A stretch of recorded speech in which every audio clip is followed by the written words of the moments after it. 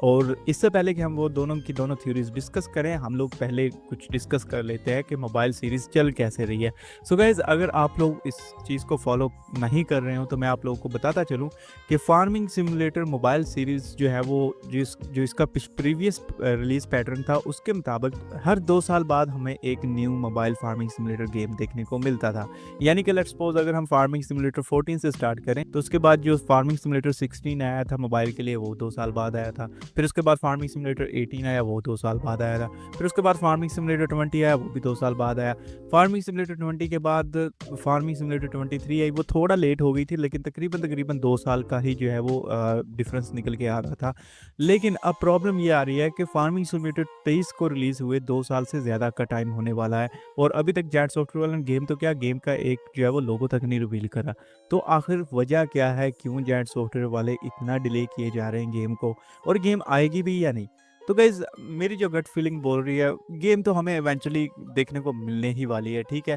लेकिन अब मैं आप लोगों के सामने रखूँगा 2 थ्योरीज़ कि क्यों गेम जो है वो डिले हो रहा है। याद रहे गाइज़, ये मैं अपनी तरफ से थ्योरीज़ आप लोगों को बता रहा हूँ क्योंकि मेरा भी पिछले 5-6 साल से एक्सपीरियंस है। मैं मोबाइल गेम्स ही खेल रहा हूँ थ्रू आउट, अपने मेन चैनल पे भी, इस चैनल के ऊपर भी, और मैं जेट सॉफ्टवेयर वालों से काफ़ी ज़्यादा कनेक्टेड भी हूँ। उनका जो है वो प्रीवियस रिलीज़ पैटर्न सभी कुछ चीज़ें देखने के बाद मैं काफ़ी एनालिसिस के बाद आप लोगों के सामने 2 थ्योरीज़ रखने जा रहा हूँ। सबसे पहली जो थ्योरी है उसके ऊपर हम लोग बात कर लेते हैं कि सबसे पहली थ्योरी है वो है जी दी टेक गैप। अब इसको डिस्कस करने से पहले मैं आपको एफएस 25 के रिलेटेड कुछ इन्फॉर्मेशन दे दूंगा ताकि आप लोगों को थोड़ा सा बेहतर तरीके से समझ आ जाए कि मैं टेक गैप को बेसिकली क्यों डिस्कस कर रहा हूँ। गाइज, मेरे पास जो पीसी है ना उसमें इंटेल का core i9 10th generation processor लगा हुआ है, वो भी अनलॉक्ड, ठीक है। और मेरे जो पीसी है उसमें 16 GB जो है वो रैम लगी हुई है, वो भी हाई फ्रीक्वेंसी वाली। और मेरा जो पीसी है गाइज उसमें जो ग्राफिक कार्ड लगा हुआ है वो है जोटेक का RTX 3080। इसके बावजूद भी गाइज, जब मैं फार्मिंग सिमुलेटर 25 प्ले करता हूँ, कोई भी न्यू कैरियर स्टार्ट करता हूँ, तो मेरी गेम को स्टार्ट होने यानी कि लोड होने में कम से कम 4 से 5 मिनट का जो है वो टाइम लग जाता है। अब आप आइडिया कर लो कि इतना हैवी किस्म का पीसी है। स्टिल आई नो कि अब यहाँ पे ग्राफिक्स कार्ड थोड़े से लेटेस्ट आ गए, लेकिन अभी भी RTX 3080 still a very powerful graphic card. यानी कि इतना पावरफुल पीसी होने के बावजूद भी गेम जो है वो मेरे पीसी को इतना ज़्यादा तंग कर रही है। ये पूरी बात करने का मकसद ये था कि फार्मिंग सिमुलेटर 25 बहुत हैवी किस्म की गेम है। और जो प्रीवियस 2 गेम्स रिलीज़ हुई हैं, फार्मिंग सिमुलेटर 20 और फार्मिंग सिमुलेटर 23, ये दोनों बेसिकली जायंट सॉफ्टवेयर वालों ने पोर्ट करी हैं। फार्मिंग सिमुलेटर 20 किस तरह से पोर्ट हुई है? फार्मिंग सिमुलेटर 20 पोर्ट हुई है फार्मिंग सिमुलेटर 19 से, यानी कि जायंट सॉफ्टवेयर वालों ने फार्मिंग सिमुलेटर 19 में कुछ थोड़े बहुत ऐसे चेंजेस किए कि वो मोबाइल डिवाइसेस के ऊपर प्लेएबल हो, तो उसको उन्होंने रिलीज़ कर दिया अपने मोबाइल डिवाइसेस के ऊपर।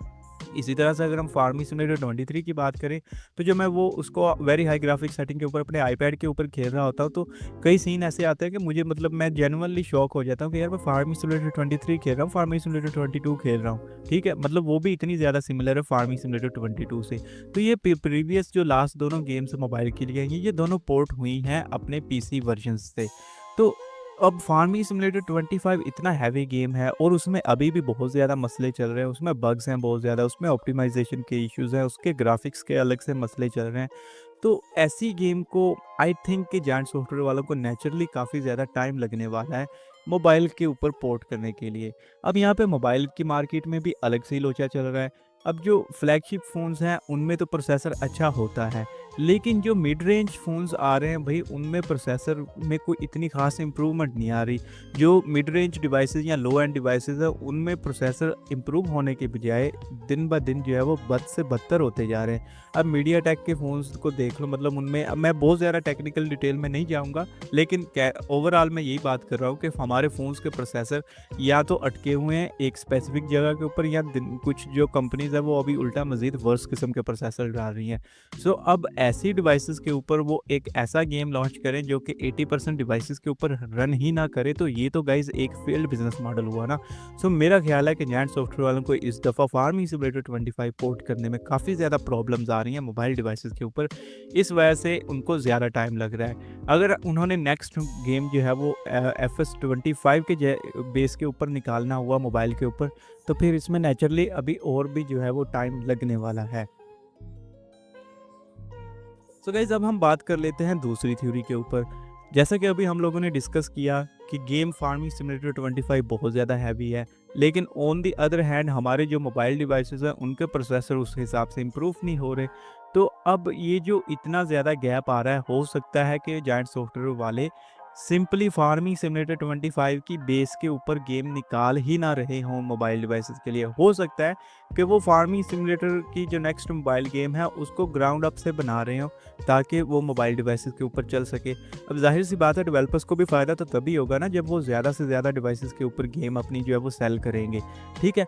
तो मुझे ये लग रहा है कि जो दूसरी थ्योरी है वो है एक रिफ्रेशिंग ब्रेक वाली, क्योंकि ज़ाहिर सी बात है अगर जायंट सॉफ्टवेयर वाले एक न्यू गेम बनाना चाहते हैं मोबाइल के लिए फ्रॉम द ग्राउंड अप, तो ऑब्वियसली उसमें भी उनमें उनको जो है वो काफ़ी ज़्यादा टाइम लगने वाला है। सो दूसरी थ्योरी जो है वो मेरे ज़हन में बहुत देर पहले से ये आ रही है, जब से मैंने देखा है कि ये फार्मिंग सिमुलेटर 23 की जब से लास्ट अपडेट आई है उसके बाद कोई अपडेट नहीं आई।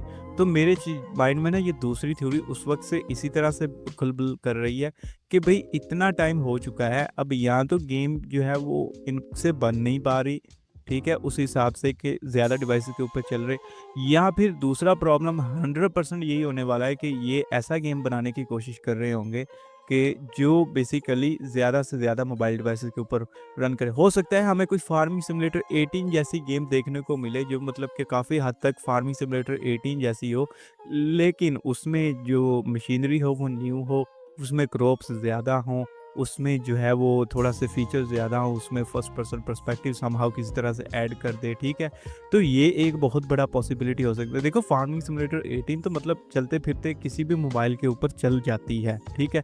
इस चीज़ में तो कोई मतलब किसी किस्म की दो राय नहीं है, इसमें कोई ऑब्जेक्ट नहीं कर सकता। मैंने ऐसे-ऐसे थक्कड़ किस्म के मोबाइल में भी फार्मिंग सिमुलेटर 18 को चलते देखा है, जिनमें व्हाट्सऐप के ऊपर 3 मैसेज इकट्ठे आ जाएँ तो वो मोबाइल बंद हो जाता है, ठीक है? तो फार्मिंग सिमुलेटर 18 की ऑप्टिमाइज़ेशन नेक्स्ट लेवल की थी। तो मेरा ये दूसरी थ्योरी ये है कि हो सकता है कि हमें हमारे मोबाइल डिवाइसेस के लिए उन्होंने एक सिरे से ग्राउंड से कोई न्यू गेम जो है वो डिज़ाइन कर रहे हो, और ये थ्योरी को और भी ज़्यादा चीज़ एक साबित कर रही है कि निंटेंडो स्विच के ऊपर पहले जो है वो सिमिलर गेम रिलीज़ होती थी निंटेंडो स्विच और मोबाइल के लिए। अब उन्होंने कुछ 3-4 मंथ पहले जो है वो सिग्नेचर एडिशन रिलीज़ कर दी है निंटेंडो स्विच के ऊपर। तो सिर्फ़ और सिर्फ़ मोबाइल डिवाइसेस के ऊपर नहीं आई अभी तक गेम, तो गाइस समझो कुछ ना कुछ तो चल ही रहा है अंदर खाते। सो आई होप गाइस कि आप लोगों को इसका जवाब मिल चुका होगा। मुझे नहीं पता अभी ये कब तक ये गेम अनाउंस करेंगे, लेकिन डिले क्यों हो रहा है उसकी ये पॉसिबल 2 सूरतें मुझे नज़र आई, सो मैंने सोचा कि आप लोगों के साथ शेयर कर दूँ। आप क्या सोचते हो इस बारे में? आप ज़रूर से अपने कमेंट्स मुझे बताइएगा। मुझे बहुत ज़्यादा जो है वो खुशी होगी आपके डिफरेंट जो है वो कमेंट्स पढ़ के। हो सकता है आप लोगों के पास